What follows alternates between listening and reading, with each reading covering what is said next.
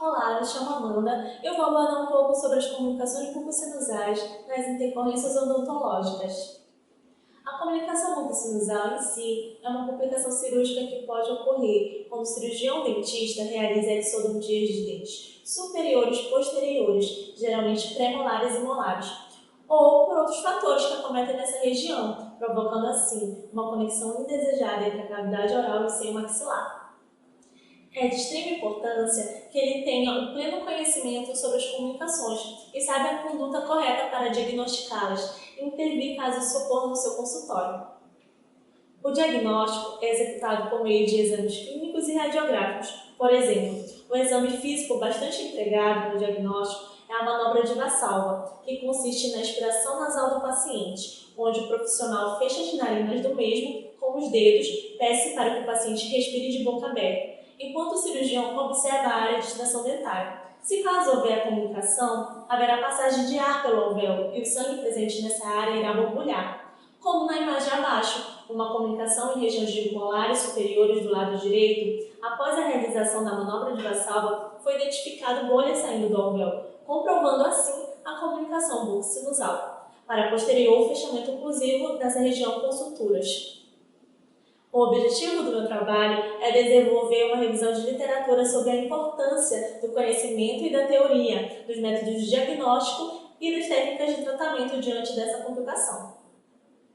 Foi realizado pesquisas através de artigos, livros e revistas das principais plataformas como Cielo, Google Acadêmico, com datas de publicação entre os anos de 2010 e 2020. Através dos descritores Comunicação bucosinusal, Diagnóstico e Tratamento. Sendo assim, elas se classificam em imediatas e tardias. As imediatas são provocadas em procedência do ato operatório, que quando diagnosticadas devem ser tratadas imediatamente, para favorecer um prognóstico favorável ao paciente. Já nas tardias, acontece o diagnóstico e a intervenção imediata, mas há falha no fechamento desse orifício, ou quando não é tratada devidamente, induz a formação de fístula. Geralmente, ela é acometida por infecção, por conta da abertura, permitindo assim a passagem de líquidos e alimentos para o interior do seio maxilar, durante a alimentação. Então, os micro-organismos acabam contaminando a região, sendo assim, a fístula possui um prognóstico ruim ao comparado com a comunicação imediata. A manobra de Valsalva é a técnica mais utilizada no diagnóstico, pois a gente tem que tomar um pouco de cuidado, pois há relatos que ela possibilita o aumento do tamanho da comunicação e até mesmo o desenvolvimento de uma comunicação, em casos onde há presença de apenas uma fina camada óssea, podendo ser rompida pela pressão da técnica. A análise radiográfica geralmente é muito utilizada e as principais são as periapicais, possibilitando observar a descontinuidade da assoalho do seio maxilar e também as extrabucais, como a panorâmica e a incidência de Witters, que são usadas para analisar o seio maxilar envolvido comparando com o lado oposto. Mas para esse tipo de lesão, essas radiografias vão ter uma análise pobre em detalhes. Então, a tomografia computadorizada é o exame mais indicado, pois fornece com maior riqueza de detalhes e informações e não possui sobreposições. E permite também observar corpos estranhos dentro do seio maxilar, auxiliando assim no diagnóstico. Para o tratamento das comunicações imediatas, deve-se avaliar o tamanho da abertura do orifício que ocorreu no transoperatório. Caso se for pequeno e o seio não apresentar nenhum tipo de doença, estipula-se cuidados trans e pós-operatórios, que possibilite a formação e manutenção do coágulo sanguíneo dentro do alvéolo. Nesses casos, não há necessidade de retalhos cirúrgicos, pois o fechamento espontâneo é possibilitado.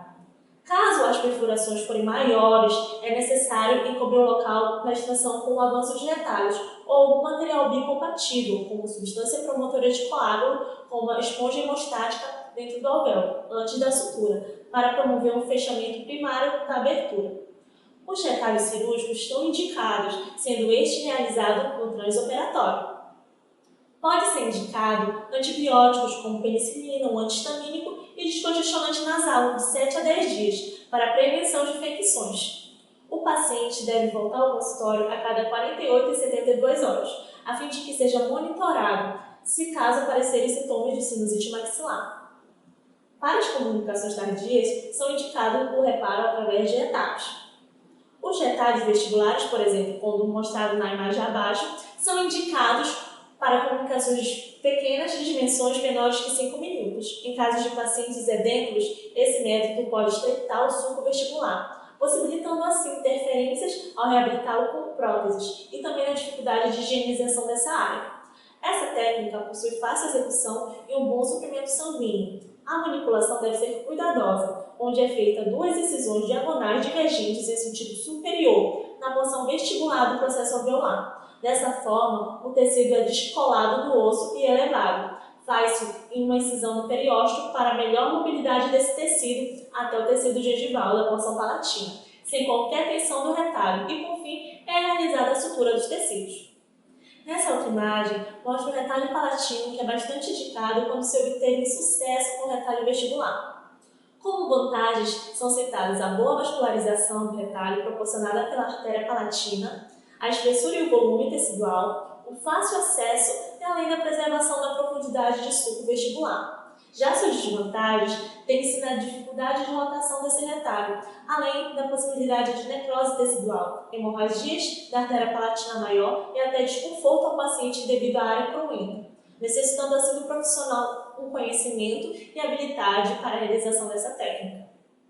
Outra é a utilização do corpo adiposo bucal, que é um procedimento cirúrgico relativamente fácil e com alto índice de sucesso. Como vantagem, tem a preservação do fundo de sulco vestibular, a rica vascularização e essa vascularização facilita a integração do retalho. Já as desvantagens é o fato de ser usada uma única vez e essa limitação também para defeitos de pequenos e médios orifícios e não promove suporte rígido, com possibilidade de ficar uma depressão na região e de gerar discretas alterações na fala. Em casos de infecções, sinusite maxilar, sintomatologia dolorosa e presença de corpo estranho no seio maxilar, trata-se primeiro a infecção e depois fecha-se o orifício. O tratamento da infecção constitui umedecer o ar e dissolver a secreção endurecida da entrada nasal e do ósseo sinusal, com o uso de descongestionador nasal de uso sistêmico, como a pseudoefedrina, e spray nasal com vasoconstrutores, como a efedrina de 2% e fenilefrina de 0,25%, que minimizam a congestão. Também é analgésico, pois muitos desses pacientes sentem dores de alta a média intensidade.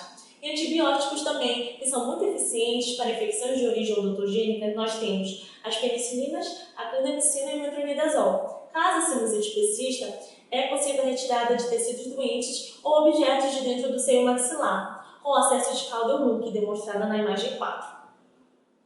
A parede anterior do seio ela é acessada através da área da fossa canina por meio de uma abordagem vestibular. Faz-se uma incisão no fundo de vestíbulo bucal superior, em região de premolares e molares, e desloca-se o bulbo periósteo. Dessa forma é obtido o acesso à parede anterior do seio maxilar, que é trepanada com auxílio de instrumentos rotatórios e brocas acima dos ápices, para o acesso direto a essa cavidade. Esse acesso nos permite realizar irrigações e remoções de dentes ou corpos estranhos de dentro da cavidade. É solicitado que o paciente não boceje por 24 horas e não assoe o nariz por uma semana. Administre amoxicilina associada ao ácido clavulânico de 500 mg 3 vezes ao dia, por 5 dias. O bochecho evitado possibilita que o coágulo formado não seja desorganizado. Também pode-se utilizar enxertos ósseos para grandes e moderadas aberturas, pois possibilitam impedir consequências clínicas como a morbidade da região doadora em relação aos retalhos confeccionados dos tecidos moles. Por exemplo, na utilização de enxerto da síntese mandibular, tem como vantagem utilizar a mesma região de operação, que é a intraoral, com facilidade no acesso e diminuição do tempo operatório, com mínimas queixas do paciente no pós. Sem cicatrização visível, o enxerto fornece parte do osso cortical para reconstruir o assoalho do seio maxilar, com o uso do tecido esponjoso contendo células indutoras de osteogênese. Em relação às contraindicações gerais para esses tipos de procedimentos cirúrgicos, nós temos a expectativa de vida do paciente limitada, pacientes com tratamento de radiação na região, uso excessivo de álcool e fumo, e doenças sistêmicas não controladas. De forma resumida, fiz uma tabela demonstrativa de como proceder em relação às complicações imediatas e tardias. Então, para que isso seja evitado, é necessário que a avaliação seja feita cuidadosamente no pré-operatório, Para se analisar a presença ou ausência de um seio pneumatizado, ou além de raízes divergentes ou dilaceradas, que têm o potencial de causar comunicação, ou fratura do seu assoalho durante a extração. Se for observado isso antes da cirurgia, a gente pode estipular a cirurgia para odontosecção, removendo assim uma raiz de cada vez.